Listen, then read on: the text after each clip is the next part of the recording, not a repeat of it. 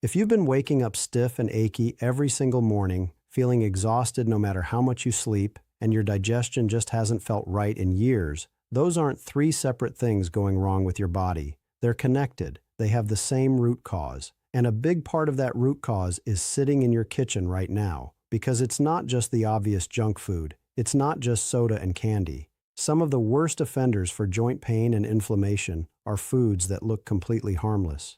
Foods that doctors call fine. Foods you've probably been eating for years, maybe even foods you think are helping. We're going to go through 10 of them, and for every single one, I'm going to tell you what to eat instead. Things that are already at your grocery store, nothing exotic, nothing expensive.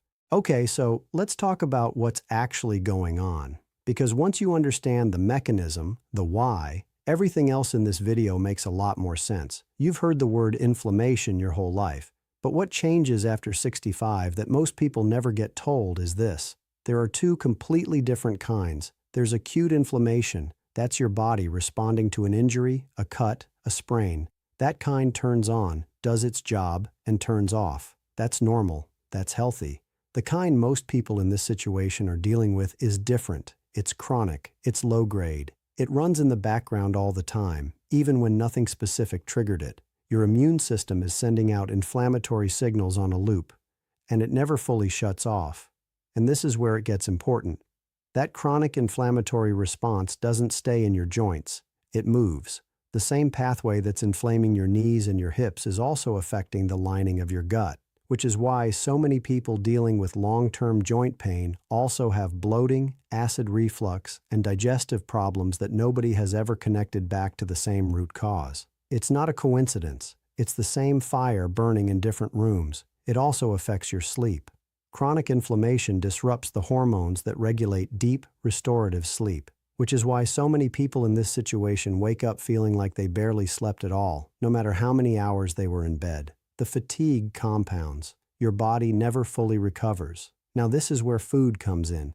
Your body's inflammatory response is heavily regulated by what you eat, specifically by the ratio of two types of fat, omega-6 fatty acids and omega-3 fatty acids. Omega-3s are anti-inflammatory. Omega-6s, when they're out of balance, drive inflammation. And the modern Western diet, the diet most of us grew up on, has completely inverted that ratio. 100 years ago, people were eating roughly equal amounts of both. Today, most people are consuming anywhere from 15 to 25 times more omega-6 than omega-3.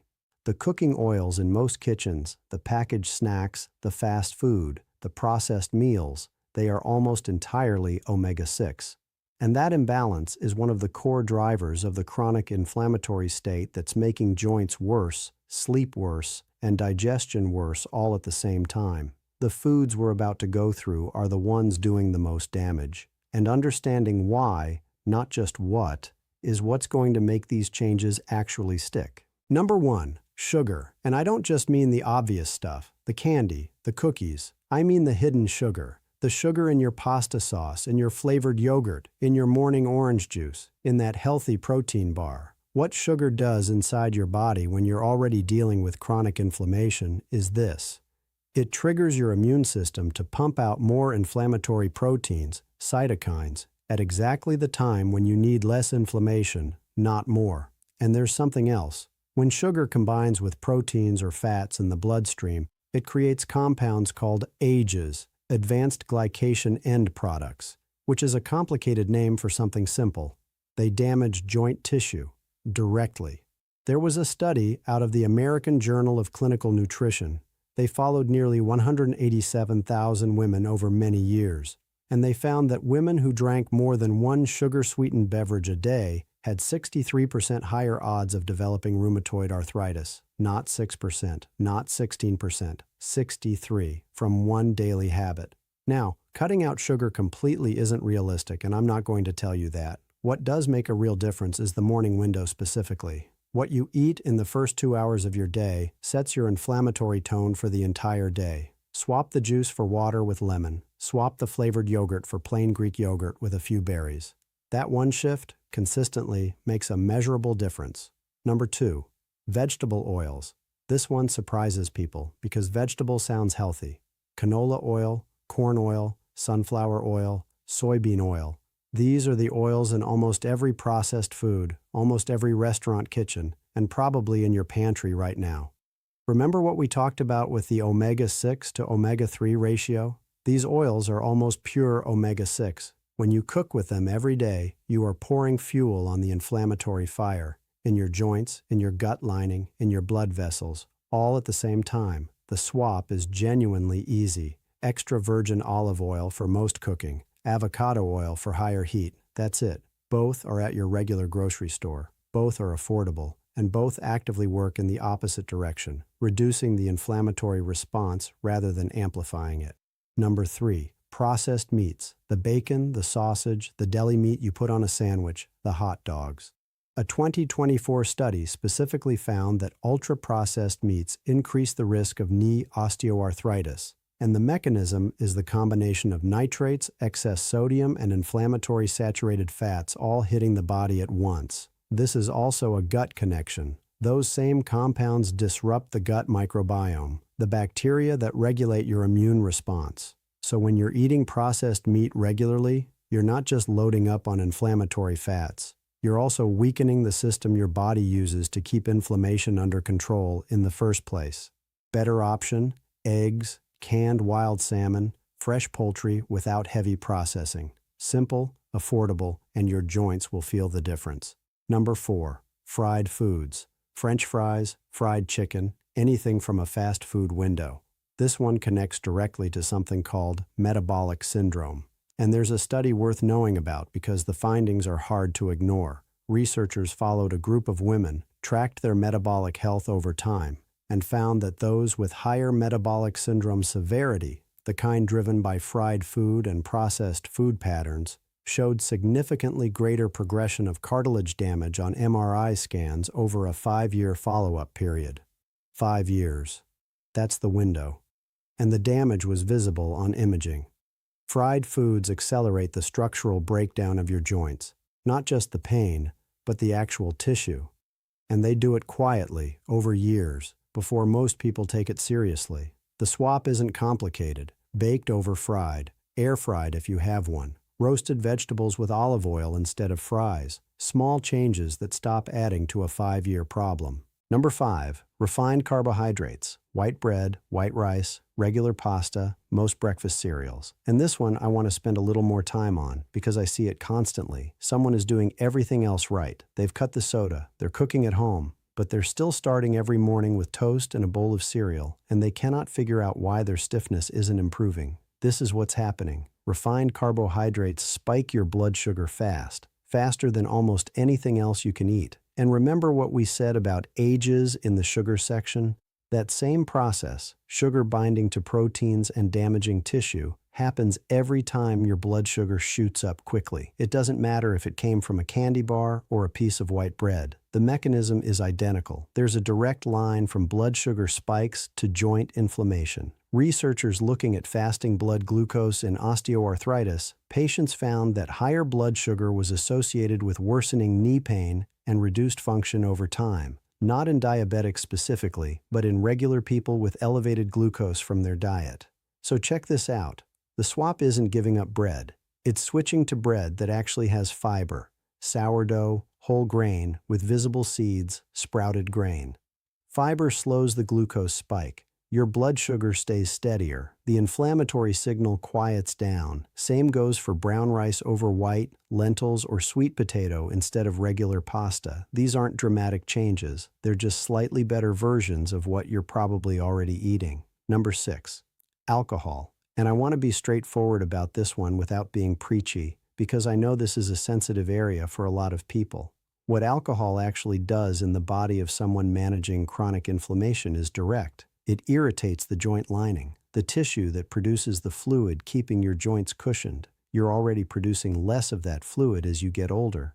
Alcohol inflames the very tissue responsible for what little you still have. It also completely disrupts deep sleep. It might help you fall asleep, but it fragments the restorative stages, which means your body never gets the recovery time it needs to reduce inflammation overnight.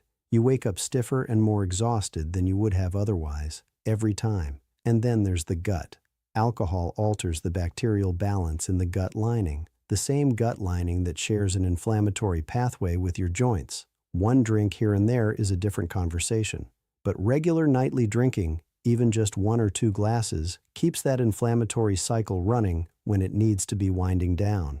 The practical swap is tart cherry juice, a small glass in the evening. Research on tart cherry shows it contains natural compounds, anthocyanins, that actively reduce inflammatory markers. It also supports sleep through natural melatonin precursors, so you're replacing something that disrupts your sleep and inflames your joints with something that does the opposite, on both counts. Number 7. Excess salt. A 2024 study found a direct association between added dietary salt and the risk of knee osteoarthritis. Not just fluid retention, not just blood pressure, actual structural joint risk. And the salt problem is almost never the shaker on the table. It's the hidden sodium, the instant noodles, the flavored rice packets, the canned soups, the frozen meals, the deli meat we talked about earlier.